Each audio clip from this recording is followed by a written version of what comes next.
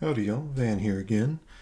We've got a lot of news coming out of CitizenCon, and today I kind of just wanted to look at the new Crusader Spirit.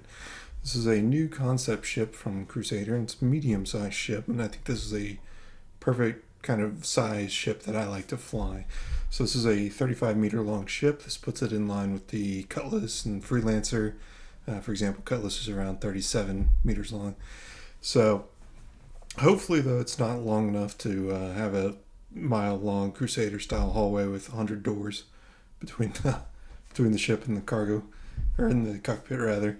So, but I think it's a gorgeous-looking ship. It gives me so many Mass Effect style vibes. Not quite Normandy, but you see a lot of those other ships in the background. Kind of reminds me of that. So, anyways, in this line we have 3 new ships: the A1, the C1, and the E1. So much like the Hercules line, we have the A1, which is the fighter bomber. They market it as a bomber. I'm going to call it more of a fighter bomber just because it's a smaller, more nimble. We'll talk about it later. You also have the C1, the cargo variant, and then you have the E1, which is the executive luxury VIP style transport. So first off, let's go kind of what all 3 ships have. All of them have size 2 components across the board: shields, power, quantum, all that. They all have a dedicated vehicle bay, which is we'll talk about later on the C1, super handy. They have 10 missiles. I'm not too sure on this one. On the main side, it lists 10 missiles. It doesn't say what, but when you look at the specifications, it says there are 2 size 4 dual racks and 2 size 3 racks. So not sure how that works yet. There are also dual size 3 weapon hardpoints on the wings. There is also a nose turret with another 2 size 3 hardpoints, giving you a max of 4 size 3 possible hardpoints. So again, kind of in line with the Cutlass and Freelancer. They also have a top rear mounted turret. So again, kind of like the Freelancer, where it's on the rear end on the top of the ship. Now, something I noticed that I didn't see posted anywhere or anything, but it looks like these remote turrets, I should say, are also on tracks. So I believe, similar to the Scorpius, they can move from the top of the ship, slide down, and be more rearward facing. So anyways, let's move on. We'll talk about the A1. First off, if we could ever name these ships and somebody grabs steak sauce for this, I'm giving them a virtual high five now in advance. So this is the bomber variant. So think A2, but A1. This is a much smaller. It comes in the same black as the A2. It's the most expensive out of all the spirits. We'll talk about that at the end. But as far as the bomb payload goes, it has 2 bespoke bomb racks, each with 5 size 3 bombs. So you get a total of 10 size 3 bombs. They are vertically mounted bombs, so unlike the A2 where it kind of has the fold out wings, and these just drop straight down, kind of like a ODST drop pod style. Gorgeous looking ship in my opinion. Again, it does come with a rear turret on the back, a remote turret with 2 size 2 weapons on it. Next up, we got the C1. This is kind of your cheapest of the line. So again, like the C2, this is the cargo variant. It has 48 SCU of cargo. Comes in the standard Crusader white paint. It's a little bit smaller capacity than the 66 SCU of the Freelancer, a little bit more than the Cutlass Black at 46. But the main benefit of the ship, it's got the same feature that the 400 does, the 400i, where there is a separate vehicle bay from the storage of the actual SCUs. So whatever vehicle you put in the ship, if you decide to bring one, that does not impede or can take up SCU space like it would in the Freelancer. So it's probably going to be the fastest out of those 3, out of the Freelancer and Cutlass. I'm going to assume it's going to be more maneuverable as well. So it's going to be a good runner ship. Not quite as good as, say, like a MSR with its scam-proof bay. None of those kind of features on this thing. What it does come with, though, is a size 3 tractor beam in place of that top remote turret. So the size... Now, this is all speculation because nothing official has been made in the game or anything about tractor beams yet. But this is a size 3, whereas the Cutlass, if you look on the page on RSI's website, it's listed as a size 1. So possibly this thing can tow more. Like I'm imagining kind of like a Raft's tractor beam where it can pick up an entire, 33, I think it's 33 SCU Connex container. Might be wrong, so correct me if I am in the comments there.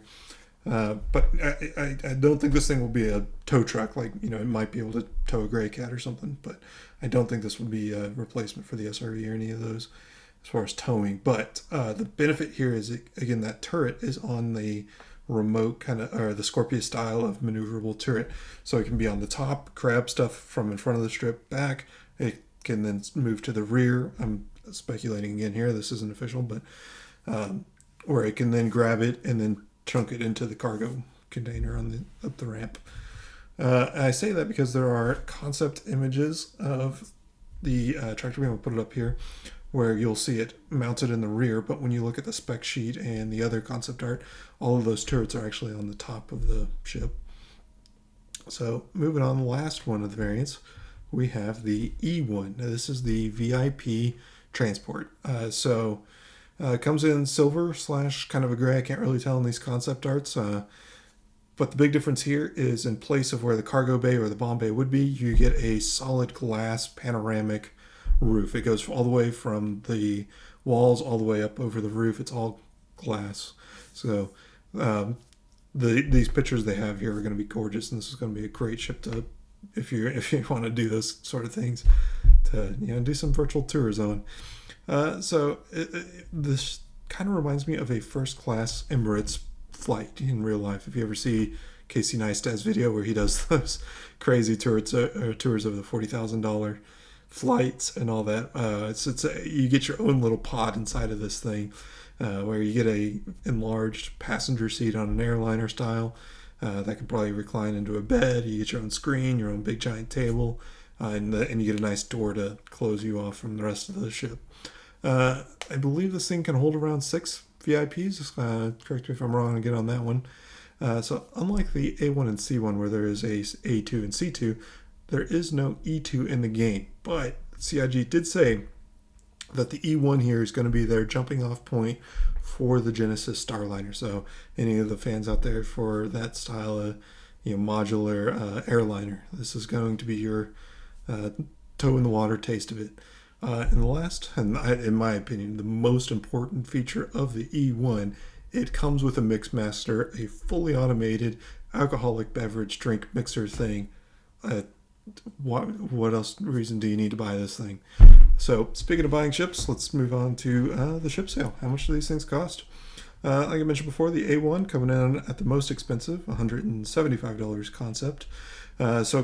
Again, these are concept pricing, so because the ship's not actually out yet, you get a discount. We don't know what the official price will be when these things do launch in-game, but at the moment, concept A1 bomber variant is $175, C1 cargo variant, the cheapest, at $110, and the VIP transport E1 coming in at $150.